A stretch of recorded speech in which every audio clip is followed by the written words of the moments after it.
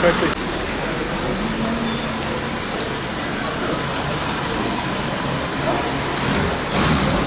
arasında tutuklu bulunan Selahattin Demirtaş, Figen Yüksekdağ gibi isimler yer alıyor.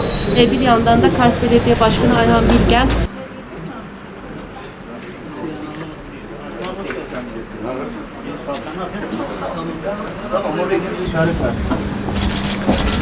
Bana mikrofon lazım.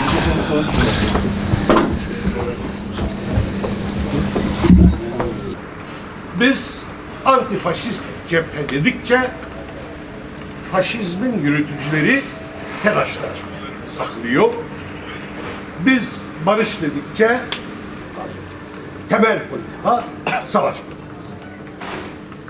O nedenle 5 yıldır devam eden darbe planının yeni bir uygulamasıyla uyandık güne.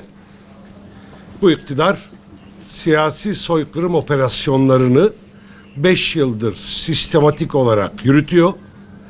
Bu darbeci zihniyetin en açık uygulamasıdır.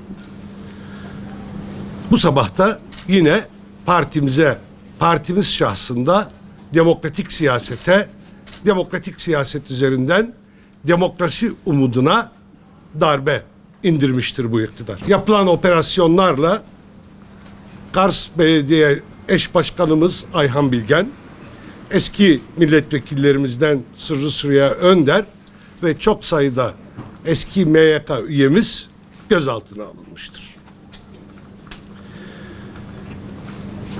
Buna gözaltı operasyonu demek de durumu hafifletir. Bu apaçık bir intikam operasyonudur. Bu operasyon yargı kararıyla uygulanıyor görünse de esasen siyasi bir karar olarak planlanmıştır. Yargı uzun süredir olduğu gibi burada da iktidarın sopası olarak kullanılmaktadır. Bahçeli'nin her söylediğini talimat gibi algılayan, Bahçeli'nin serbest bırakılmasını istediği kişileri ertesi gün serbest bırakan, iktidarın büyük ortağının tutuklanması gerektiğini belirttiği herkesi ertesi gün operasyonlarla rehin alan bu yargı aparatıdır.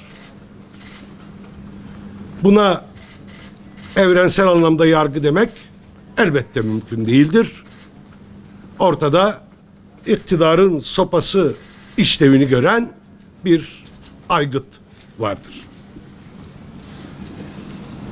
Bu operasyonlar 6-8 Ekim olayları bahane edilerek yürütülmüştür.